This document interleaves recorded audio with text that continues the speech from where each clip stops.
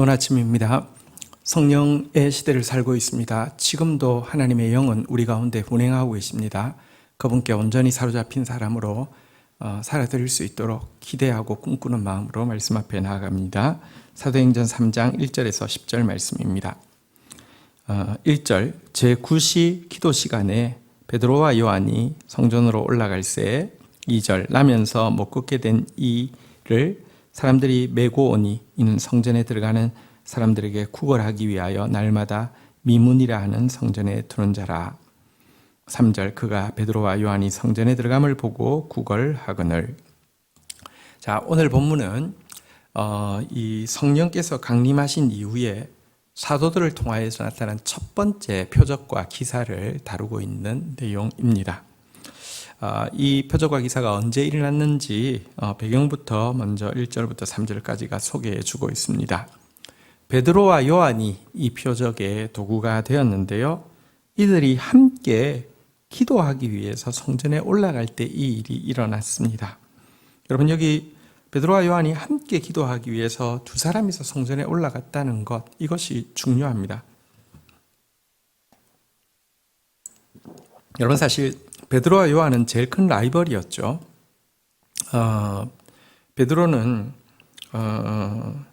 예수님께서 네가 나를 사랑하느냐, 내 양을 먹이라 이렇게 3번 이야기하시고 나서는 그가 어떠한 죽음으로 하나님께 영광 돌리게 될지를 말씀하실 때 곧바로 뭐라고 물은 줄 아십니까?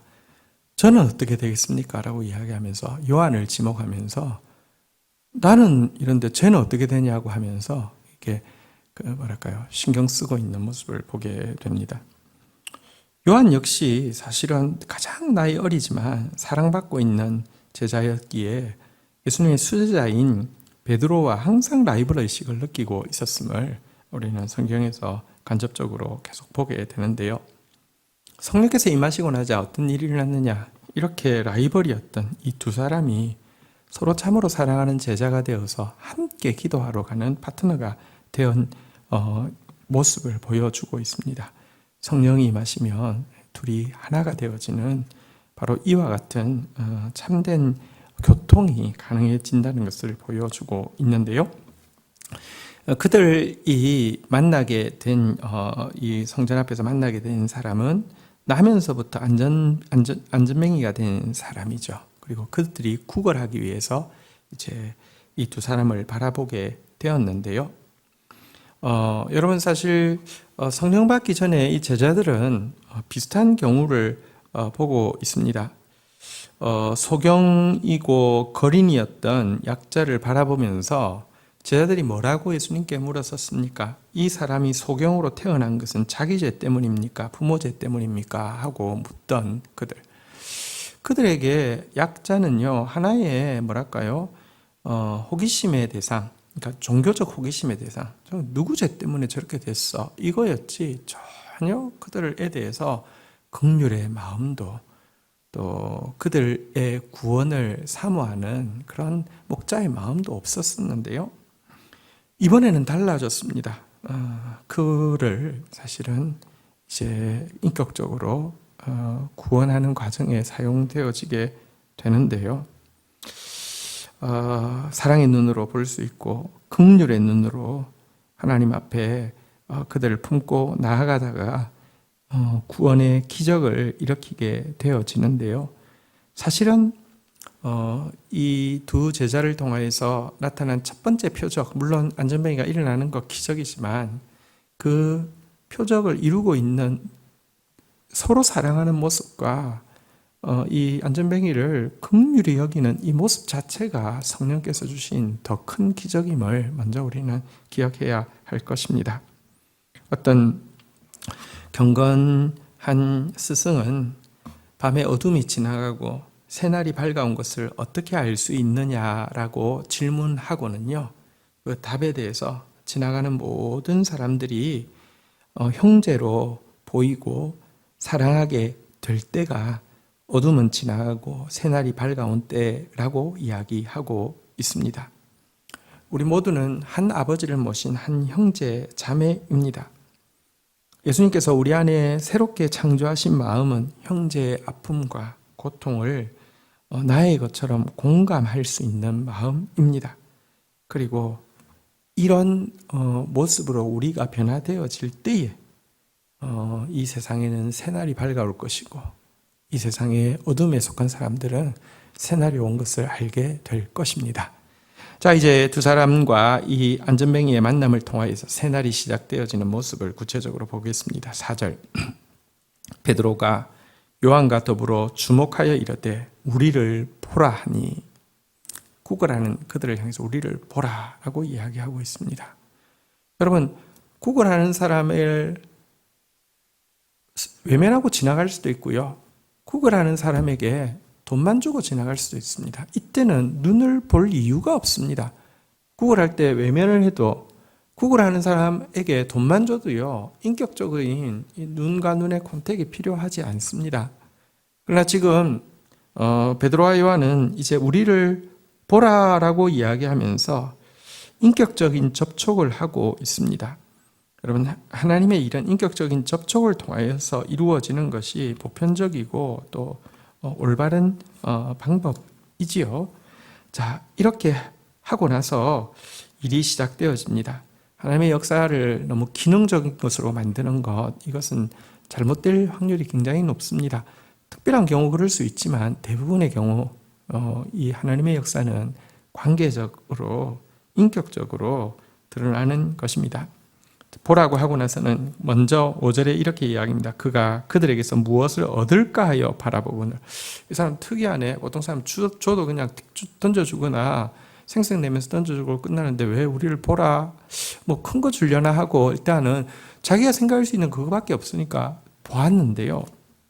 이때 6절 베드로가 이르되 은과 금은 내게 없거니와 내게 있는 것으로 내게 주노니 나사렛 예수의 이름으로 일어나 걸으라 하고, 먼저 베드로와 요한은 이야기합니다. 은과 금은 내게 없다고 이야기합니다. 이것은 세상적인 기대를 단념시키기 위함입니다. 하나님 앞에 나와도 세상적인 기대를 가지고 있으면 혹시 그것이 채워질 수는 있지만 그것만 채워지고 나면 그것보다 훨씬 더 중요한 복음 자체에 나아갈 수 없기 때문입니다.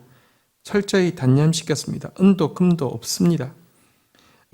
세상적인 기대가 진짜 자기가 갈망하는 갈망을 가로막게 되는 것이죠.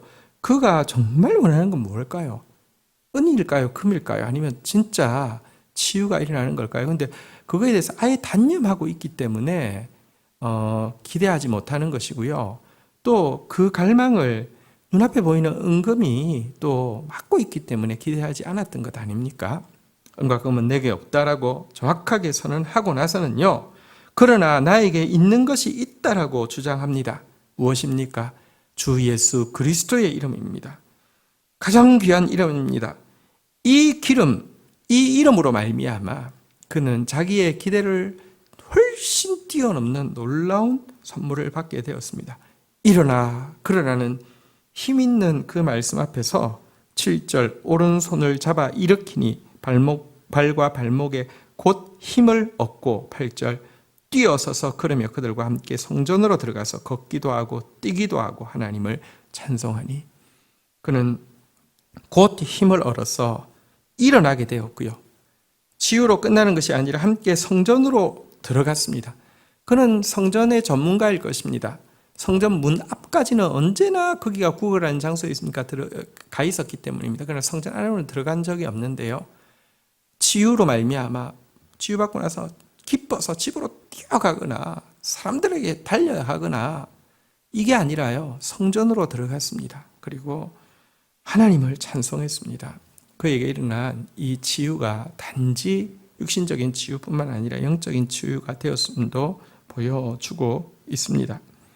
자, 그리고 나자 9절 모든 백성이 그 걷는 것과 하나님을 찬송함을 보고 10절 그가 본래 성전 미문에 앉아 구걸하던 사람인 줄 알고 그에게 일어난 일로 말미암아 심히 놀랍게 여기며 놀라니라.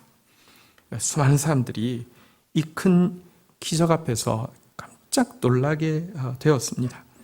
왜냐고 하면 사실 여러분, 유대인들은 메시아 표적이라고 해서 메시아이심을 증명하는 중요한 표적이 몇 가지 있다라고 가르쳤습니다. 그 중에 대표적인 게 뭐냐고 하면 안전뱅이가 일어나는 것입니다. 눈먼 자가 눈을 뜨는 것입니다.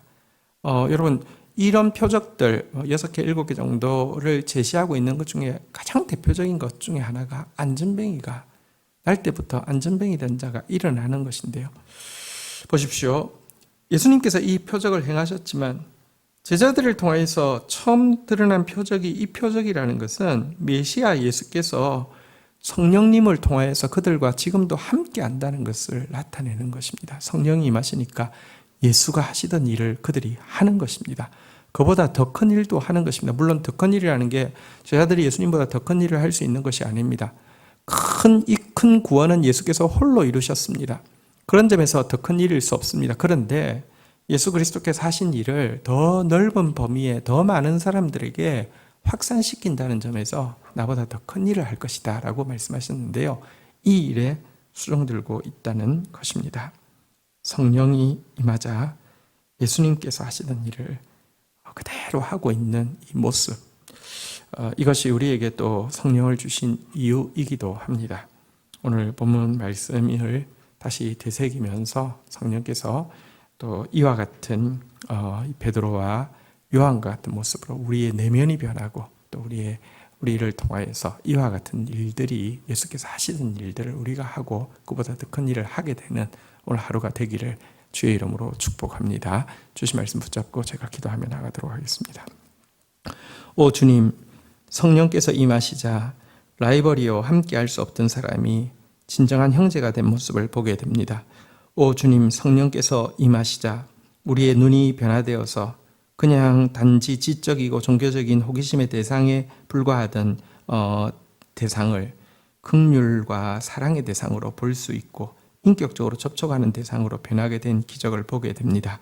성령님 우리에게 임하셔서 참으로 형제로 볼 수 있으며 모든 사람을 형제로 사랑할 수 있는 기적을 일으켜 주시기를 간절히 간구하고 소원합니다. 주님, 세상적인 기대를 가지고 신앙생활하는 자 되지 않게 하시고 사람들에게 세상적인 것을 채워주고 세상적인 기대를 일으키는 존재로서 살지 않게 하여 주시고 나에게 있는 가장 귀한 이름이 나사렛 예수의 이름임을 분명히 알고 누리며 보여주는 자로 살 수 있도록 주여 인도하여 주옵소서. 오늘도 우리가 안전뱅이였다 일어난 자 되어진 존재임을 기억합니다. 하나님, 일어나서 걷기도 하고 뛰기도 하는 데서 머무르지 않게 해주시고 성전으로 들어가 하나님을 찬양하며 하나님 앞에 발돋움하는 자 되어질 수 있도록 인도하여 주시옵소서. 이 일을 위하여 예수께서 하시던 일을 오늘도 우리가 할 수 있게 하기 위하여 성령이 우리와 함께 하심을 인하여서 감사합니다. 예수께서 하시던 일을 우리가 하며 그보다 더 큰 일을 하는 자로서 오늘 하루도 살아드릴 수 있도록 주여 도와주옵소서. 내가 접하는 모든 사람들이 또 안진뱅이입니다. 소경입니다. 그들의 눈을 뜨게 하고 그들을 걷게 하는 자로서 살 수 있도록 주님, 성령님 우리를 도와주십시오. 예수님의 이름으로 기도 올립니다. 아멘.